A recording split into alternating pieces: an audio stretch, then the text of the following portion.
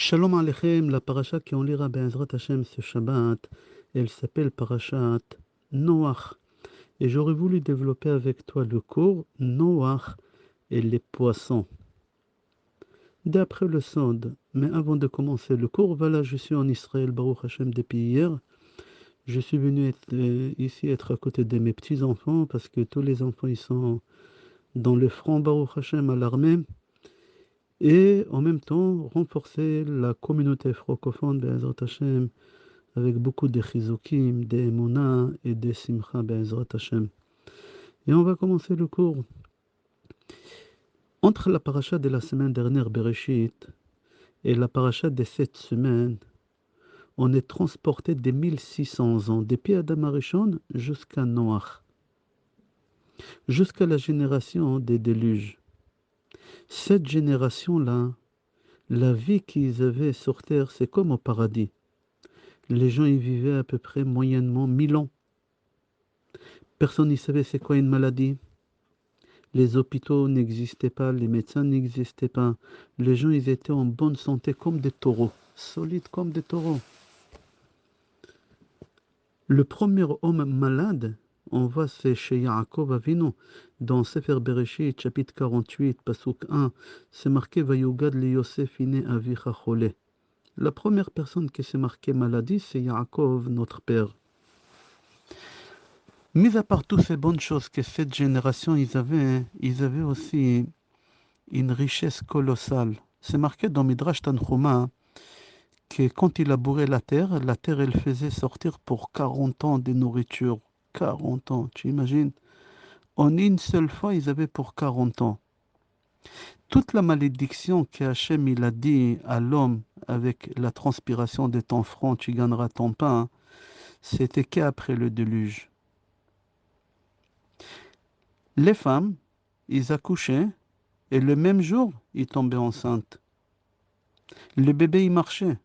Ils n'avaient pas besoin de grandir les enfants, les prendre et leur taper sur le dos jusqu'à qu'il y ait un roc qui sort.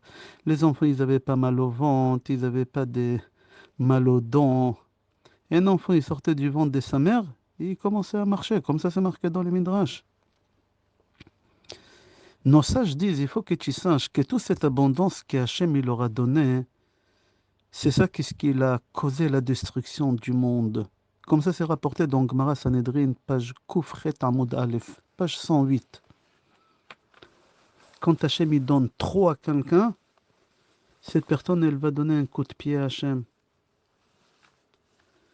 Dans le livre Yeshua Yaakov, c'est marqué qu'Hachem, il a vu que l'homme, il profite de toute l'abondance qu'il lui donne et au lieu de dire merci à Hachem, il se révolte contre Hachem. Alors Hachem, il a décidé de ramener des problèmes au monde. Nos sages disent que la température, elle était idéale tout le temps. En hiver et en été, toujours on avait 22-23 degrés maximum. Elle était agréable. Donc, Gemara Sanhedrin, toujours dans la même page, c'est marqué là-bas que le péché essentiel que cette génération ils ont fait, Amar Rabbi Yochanan sheherbi'u be'ema al chaya, la débauche. Ils faisaient mélange entre les bêtes, les animaux. C'est marqué dans Midrash Bereshit Rabbah, Rabbi Azaria Beshem Rabbi Yehuda Bar Simon Amar, Akol kilkelo ma'asehen bedoram aboul. Tous ils ont fait la débauche. Le chien avec le loup, la poule avec le tavas. Tavas, c'est un paon, P-A-O-N, je crois que ça se dit en français. Rav Huna, au nom de Rav, dit carrément, ils se sont pactés avec les animaux. Ce pacte, ce n'est pas les Français qui l'ont inventé. C'est marqué dans le Midrash. Ayu kodvin eskeme nisuin. Il s'est pacté avec les animaux, des malades mentaux. Dans Torah Tamincha, c'est marqué, c'est Rabbi Yaakov Skali qui l'a écrit. Il dit, quand la déluge elle est tombée, est-ce que aussi c'était en Israël aussi? Alors le prophète Yecheskel, dans le chapitre 22, pasuk 24, dit non, qu'en Israël, il n'avait pas le déluge. Alors on pose la question, s'il n'avait pas le déluge en Israël, pourquoi Hachem, il a dit à Noach de construire l'arche? Il a qu'à lui dire, va avec toute ta famille en Israël, avec tous les animaux, et attends là-bas. Il y a beaucoup de réponses, mais une des réponses, c'est que Noach, il avait la neshama de Moshe Rabbeinu, et Moshe Rabbeinu n'avait pas le droit de rentrer en Eretz Israël. L'année dernière, on a fait un cours d'après le Sod, Noach et Moshe Rabbeinu d'après le Sod.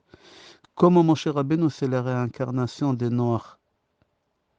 Le Khatam Sofer dit que dans les prophètes, quand on parle de petit-fils de Moshe Rabbeinu, c'est marqué comme ça, Yehonatan ben Gershom ben Menashe. Yehonatan, le fils de Gershom, et Gershom, c'est le fils de Menashe. Mais Gershom, ce n'était pas le fils de Menashe, c'était le fils de Moshe. Marc Menashe, Mem, Nun, Shin, Hei. Il répond, le Khatam Sofer, il dit non, Menashe, oui, c'est Moshe. Mais seulement pour les 4 réincarnations qu'il est venu au monde, Menashe même c'est Moshe, Nun c'est Noach, Shin c'est Shet et Hei c'est Hevel. Moshe Rabbeinu, il a été réincarné la première fois Moshe, après Noach, après Shet et après Hevel, ça fait Menashe. Il y a beaucoup de points communs entre Moshe et Noach. Les deux, ils ont rentré dans la Teva. Les deux, ils ont rentré dans une Teva, ils ont eu la vie sauve. Noach, il a reçu les 7 mitzvot. Moshe, il a reçu 613 mitzvot. Noach, il était égoïste, il a pensé qu'à lui, il n'a pas prié pour le monde. Moshe Rabbeinu, il n'a pas prié pour lui, mais il a prié pour le monde. Noach, il a construit l'arche pendant 120 ans. Par rapport aux années de vie de Moshe Rabbeinu, Moshe, il a vécu 120 ans. Moshe Rabbeinu, il dit Mechenina. Marque Mechenina, Mem, Chet, Nun, Yud, plus loin, Na, Nun, Aleph. C'est quoi quand tu déplaces les lettres? Mais Noach. Les eaux de Noach. Moshe Rabbeinu, il dit, moi j'ai été dans les eaux de Noach. Le Megalé Amukot dit, Mechenina, ça veut dire Minoach Ani. Je suis de Noach. Sur Moshe Rabbeinu, c'est marqué, Vaimtsa Moshe Chen Be'ene Hashem. C'est marqué 3 fois que Moshe, il a trouvé grâce. Noach aussi, c'est marqué. Et Chen à l'envers, c'est Noach. Chen, c'est Chet, Nun à l'envers, ça fait Noach. Viens, on va reprendre le cours. On a dit que tous, ils ont fait la débauche. L'homme, l'animal, la terre, les végétales, tout le monde. Ok, que l'homme y fasse ce péché-là, c'est compréhensible si on peut dire. Il a le Yetzirara, il a les mauvais penchants. Mais les animaux, ils n'ont pas le mauvais penchant. Comment ça se fait qu'ils ont fait? Alors on répond, on dit certes, les animaux, ils n'ont pas le mauvais penchant, mais c'est l'homme qui l'a pris, il a croisé le chien avec le chat avec... C'est l'homme qui l'a fait le mal, c'est lui. Je crois on dit saillie en français. Bon, d'accord, alors on a compris les animaux que c'est l'homme, mais la terre aussi c'est marqué elle a fauté dans la débauche. Comment c'est possible? Avec qui et avec quoi?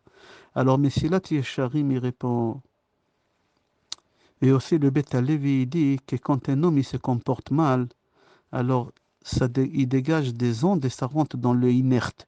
Si par exemple chez toi à la maison tu donnes des cours de Torah, alors tu dégages des ondes, d'accord? Fortes, positives, qui vont rentrer dans le mur de ta maison, dans les meubles de ta maison. Et à l'époque, ils s'est comporté mal, alors ils ont fait rentrer le mal dans la terre. La preuve, Shabbat prochain, on va lire dans le chapitre 12, passage 14, qu'Avraham Avinu, il arrive en Égypte, c'était la terre la plus sale au monde. La plus sale au monde, la plus impure au monde. Et qu'est-ce qu'Avraham dit à Sarah? Inena yada'ati, maintenant je sais que tu es belle. Alors on dit, comment c'est possible qu'Avraham il regarde le physique? Certes, il faut regarder le physique, mais on ne parle pas comme ça. Ils avaient 75 ans. Après 50 ans de mariage, Avraham il parle comme ça. C'est pas pudique. Non. Dès qu'il est arrivé en Égypte, la terre, elle a dégagé des choses sales et ça a joué sur l'être humain, sur Avraham Avinu. Avraham, il était pudique, sa femme, elle était pudique, nos parents, ils étaient pudiques. Mais la terre d'Égypte, elle a joué énormément sur elle. Comme on a dit tout à l'heure, que tous, ils ont fait le mal. Il y a une seule espèce qui n'a pas fait le mal, c'est le poisson.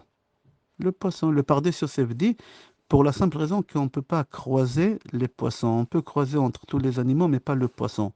Comme ça, c'est rapporté dans Tosfot Babakama, page Nunhei Amoud Aleph. Il rapporte les Yerushalmi dans Gemara Kil'aim. Ok, alors l'eau que Hachem il a mis sur la terre, la déluge, c'était bouillon. Comment ça se fait que les poissons ils se sont pas fait cuits, ils sont pas morts? Le Ramban, Nachman, il dit ils ont fui aux profondeurs de l'océan, ils se sont cachés là-bas. Les rabbinim, ils sont pas d'accord, ils disent c'est pas possible de fuir Hachem, c'est marqué dans Tehillim 139, pasuk 7. Anna elech meruchacha ve anna mipanecha evrach. On ne peut pas fuir Hachem. Le Yédé Moshe, il dit on ne peut pas fuir Hachem. Tous les poissons, ils sont morts. Et ceux qui sont restés vivants, parce qu'ils ont rentré aux profondeurs de l'océan, deux par deux, avec l'accord de Hachem. Viens, on va rentrer un peu plus profond dans le cours d'après le Sod. Pourquoi on a la mitzvah de manger des poissons vendredi soir? C'est la question de Gemara Shabbat, page Kofiotret 118 à Moudbet. Et là-bas, la Gemara dit, comment tu peux te faire plaisir à Shabbat? Alors Rav Yehuda, le fils de Rav Shmuel Bar Shilat, il dit au nom de son Rav, qui s'appelait Rav, avec des gros poissons, le saumon, des gros poissons. Rav Papa, il a dit, c'est lui qui n'a pas les moyens d'acheter des gros poissons, il peut acheter des petits poissons, on les appelle Cassa de Arsena. Aujourd'hui en français, ça s'appelle des sardines. On a dit la semaine dernière qu'Adam Arishon, il a donné des noms à tous les animaux, tous les oiseaux, à part les poissons. Remarque, jusqu'à aujourd'hui, les poissons, ils ne portent pas des noms. Quand on dit la perche des Nils, c'est dans un pays, pas dans un autre pays. Quand on appelle un poisson bourri, c'est pas la même chose. Quand tu vas de Paris en Israël et tu cherches un poisson, ils ne comprennent pas de quoi tu parles. Le Baal HaTurim, il dit, sache que les poissons ne portent pas de nom. Pourquoi Adam, il n'a pas donné de nom aux poissons? Il rapporte Midrash Talpiot au nom de Mincha Beloula. Adam Arishon, il n'a pas donné des noms aux poissons parce qu'on ne pouvait pas les faire sortir de la mer. Ça, c'est une réponse classique. Rabbi Chaim Kanevski Zatzal, dans son livre Perek Bashir, il dit qu'il s'est rapporté dans Gemara Bechorot Pashret. Il n'y en a que deux sortes d'animaux qu'Hachem il aura parlé. Il aura adressé la parole en direct. Le premier, c'est le serpent. Regarde dans Sefer Bereshit, chapitre Gimel, pasuk 14, Vayomer Adonai Elohim el Anachash. Et la deuxième personne qu'Hachem lui a adressé la parole, c'était le poisson. C'est marqué dans Jonas, Yona, chapitre 2, pasuk 11. Vayomer Adonai Ladag. Hachem il a dit au poisson. Et il dit Rav Kanevski Zatzal, et c'est pour cela, quand les poissons ils s'accouplent face à face, comme les êtres humains. Pourquoi? Parce que Akadosh Baruch Hu, il aura parlé. Dans Parashat Bereshit, on a étudié ensemble que Chava, elle a mangé de l'arbre de la connaissance et elle a donné à tous les animaux. Et c'est pour cela tous meurent. Il y a un qui l'a refusé, c'était Ofachol. En français, ça s'appelle le phénix. Il meurt jamais. Il renaît de ses cendres parce qu'il n'a pas accepté de manger. Les poissons non plus, ils n'ont pas mangé. Ils n'ont pas transgressé la parole de Hachem. Pourquoi les poissons meurent? On a développé ça l'année dernière. Il y en a qui disent parce qu'ils n'étaient pas présents au Har Sinaï. Quand on a reçu la Torah, ils n'étaient pas là. Alors ils ont gardé la saleté des serpents. Ils ont gardé la saleté des serpents, mais pas de l'arbre de la connaissance. Et c'est pour ça toujours le poisson, ils sont mauvais. Tu prends la peau de la vache, tu te fais des chaussures, ça sent un peu, mais pas mauvais. Mais le poisson, toujours, ça sent mauvais. Jamais on fait des fauteuils ou des chaussures. À Mavdil, on ne peut pas écrire une mezouza sur la peau des poissons. Viens, on va essayer de comprendre pourquoi les poissons, ils n'ont pas des noms.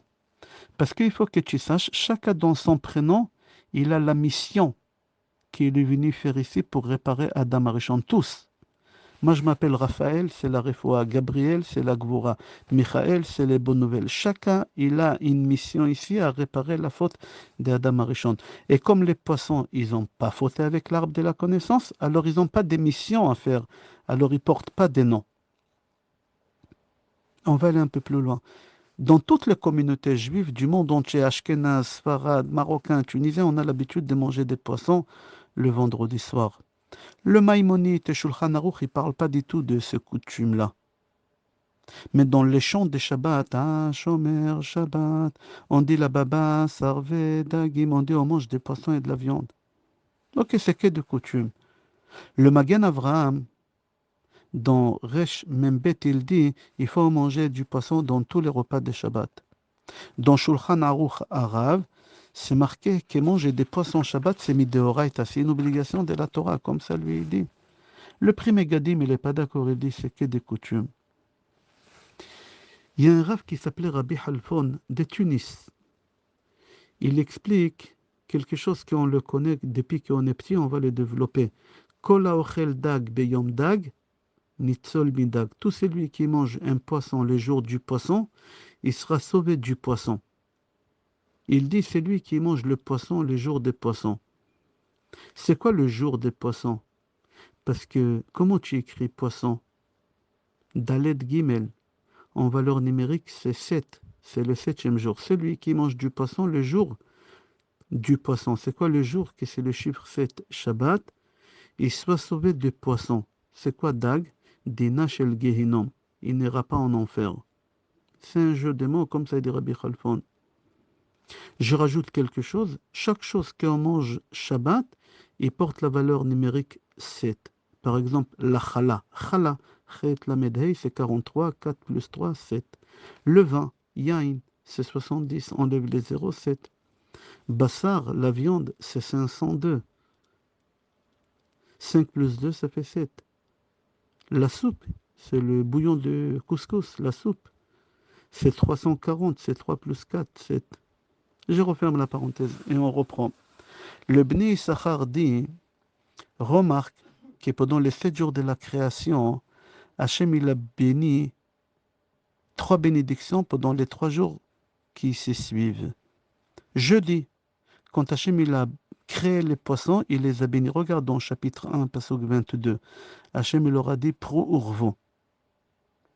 Vendredi, le lendemain, dans chapitre 1, passage 28, quand Hachem il a créé Adam, Hachem il a béni pro urvo. Et le 3e jour qui se suit, jeudi, vendredi, samedi, Hachem il a béni le jour des Shabbat. Regarde dans chapitre 2, pasuk 3, Vaïvarech Elohim et Yom HaShvei. Hachem il a béni le 7e jour. C'est-à-dire quoi? Qu'Hachem il a béni les poissons, l'homme et Shabbat. Il y a un Tehillim 23. C'est marqué là-bas, Mizmor le David Adonai Roel Ersar Binot Déchet. C'est quoi déchet? Dalet, Shin, Aleph. C'est les 3 choses que Hachem il a béni. Dalet, c'est Dagim. Shin, c'est Shabbat. Aleph, c'est Adam.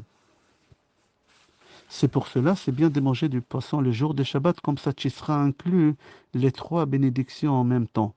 Le jour de Shabbat, le poisson, et toi l'homme. Le Bnei Issachar continue, il dit, tout celui qui dit ce psaume de Tehillim 23, il le répète 3 fois pendant ce Rodash Lishit, pendant le 3e repas, toutes les portes de la Parnassa vont s'ouvrir. Pourquoi? Quel rapport? Alors regarde, combien de lettres il y a dans ce psaume? 227. 227. C'est la valeur numérique des bracha, bénédiction. 227. Et dans cette psaume-là, il y a 57 mots. Zan. Zan, c'est la Parnassa. Mésonote. Et poisson, et Zan, c'est la même valeur numérique. Poisson, c'est 57, et Zan, c'est 57. Et pourquoi il faut chanter cette chanson 3 fois pendant ce Rodash Lishit? Il dit pour les 3 brachot qu'Hachem il a fait jeudi au poisson, vendredi à l'homme, et Shabbat, le 7e jour au Shabbat. Le premier animal qu'Hachem il a créé, jeudi, c'était le poisson. La question est pourquoi Hachem il a béni spécifiquement qui est les poissons? Comme on a dit, parce que tous ils ont fauté dans la débauche, l'homme il a fait en sorte qu'il y ait des croisements, je crois que ça s'appelle arba'a. Mais les poissons, l'homme il n'a pas pu lui faire croisement. Pourquoi? Parce que c'est la seule espèce qu'on ne peut pas faire ça. Alors c'est pour ça Hachem il a sauvé des déluges les poissons. Et c'est pour ça Hachem il a béni le poisson jeudi. Et c'est pour ça on mange pendant le repas des Shabbats des poissons. Parce que c'est une espèce qui est spéciale, il n'a pas fauté. On va s'arrêter là. Je te souhaite bracha v'atzlacha besorot tovot, yeshurot v'nechamot. et qu'on entend des bonnes nouvelles de nos soldats et qui rentrent à la maison en bonne santé. Refuah shlema à tous les malades. Amen.